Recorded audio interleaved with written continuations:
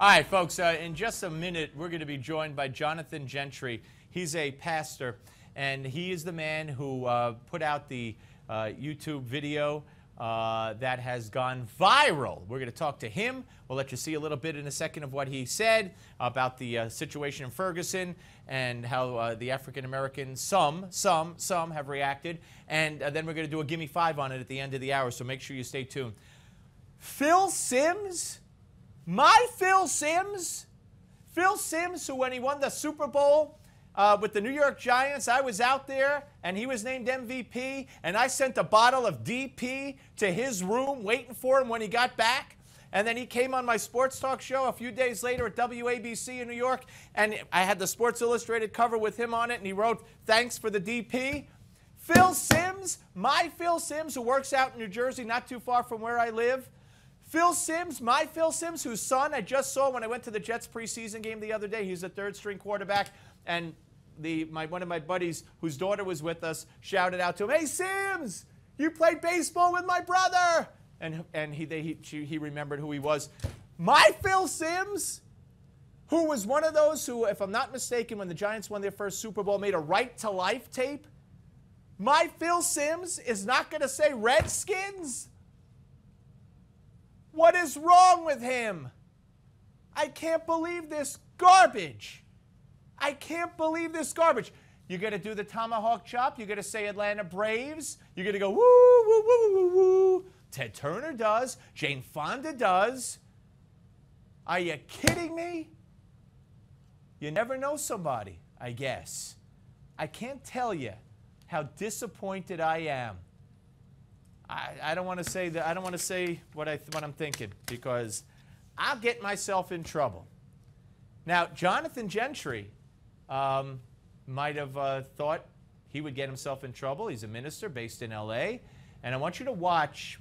Eventually, here we're going to show you, like I said, in the Gimme 5 segment, we're going to show you exactly what he said.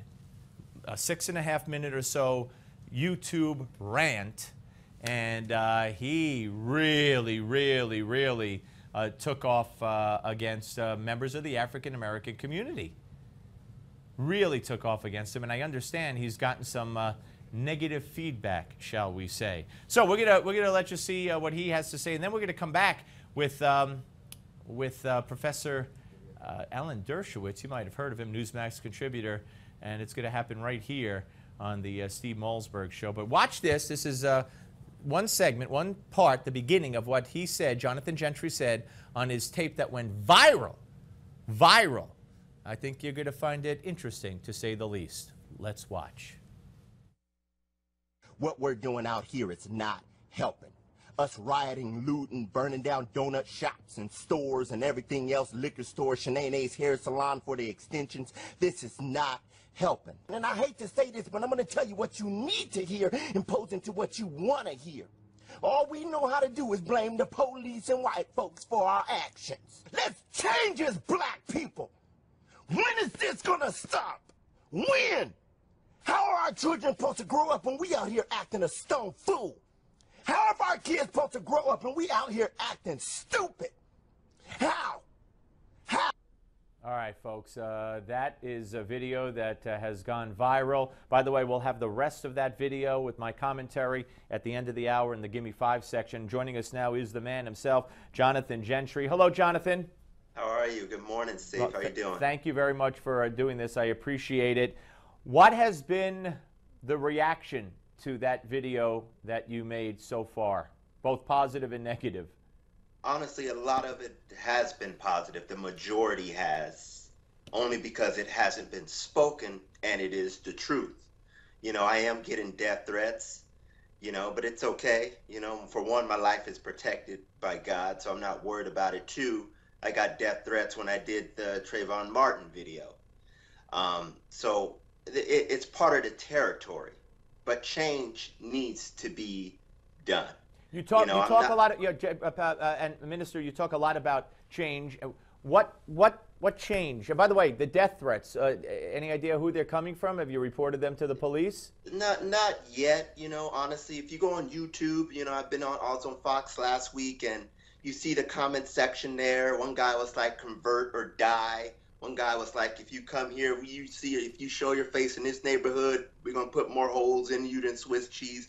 Bunch of nonsense, you know, and it's sad because here it is, a young black male dead, and why are they killing black males? But my black community, the majority of them want me dead. You see the hypocrisy? You know, and all I'm trying to do is help you. I'm only trying to do is help the community. And with your question that you asked, change. Yeah. What kind of, how would you, where does it start? At the family, education, the home, the father's stand? I mean, what are you talking about? It starts at home. I was always raised, charity starts at home and it spreads abroad. What we learn at home. And it's unfortunate because, unfortunately, a lot of males and a lot of adolescents and youth, we come from broken homes. You understand? But at the same time, what's being taught is hate the white man and the police is always against you. Those are your two enemies out here, the white man and the police. So they gather that. They internalize that. So when they're out there in the streets committing a crime or doing whatever, a police approach them, it's an automatic challenge. Oh, I was told to hate you. You understand? And that's what's happening. And I said it on Fox last week. If the two gentlemen were just to move across the street like the officer asked, we wouldn't be here. They were walking in the middle of the street. He was just doing his routine patrol. He wasn't worried about you. Can you just move so I could pass? No. Sir, can you move so I could pass? No. This is how all this started. But it's the police's fault. You know, Jonathan, I'm reminded, as I told this story last week, I live in New York, and for years and years, these shootings, and there's one in particular stands out in my mind. Someone was throwing stuff off the roof of a housing project by the FDR Drive, and cops were looking for the person. They saw a kid running who fit the description. He ran into a grocery store or a small supermarket, and they told him, come out with your hands up. He was hiding, and all of a sudden, he springs out of nowhere, and he had a shiny object either on him or in his hands or whatever. Cop thought it was a gun and shot him. Now, if he didn't run from the police, if he didn't disobey the police, if he had said, okay, I'm here, I'm coming out, you know, again, that could have been averted. Now, the cop was acquitted because it was found justifiable, as is the case in so many of these horrific occurrences that don't need to happen, as you say. Exactly. I remember that incident, actually. Actually did a video on that one, too. A while back. It's a constant blame, Steve. It's a constant blame. I grew up in L.A. My mom and dad been divorced, so I seen the riots in the early 90s. I seen it. I was there. I saw it. And through the years, and I challenged the African-American community. I want to challenge them. When have you seen us take responsibility for something? When? I want to challenge every activist, NAACP, Al Sharpton, throw Obama in the mix, Eric Holder, everyone. When have you seen us take responsibility for what we have done? Jonathan, you know, what's his name on Mark Lamont Hill on CNN. Yesterday, he was on one of the afternoon shows talking about how the night before he was tear gassed. Well, it turns out he admitted, and kind of proudly, that he was there after the curfew. On purpose, he was there after the curfew. Now, CNN will probably give him a promotion. That's how it works in the liberal media, for breaking the law. But he's out there, he's there complaining that the cops tear gassed where he was standing, but he was breaking the law. And if he, God forbid, had gotten hurt, then he'd be the first one, and they'd all be blaming the ferocity of the cops. Right. It's unfortunate. I mean, look, Steve, if they put a curfew, and it's sad that they got to put a curfew on grown men and adults. That's you know, one guy wrote me on Facebook, police are warring against us. They're warring against us. Like, dude, if you would stay indoors and just obey, they wouldn't be out there.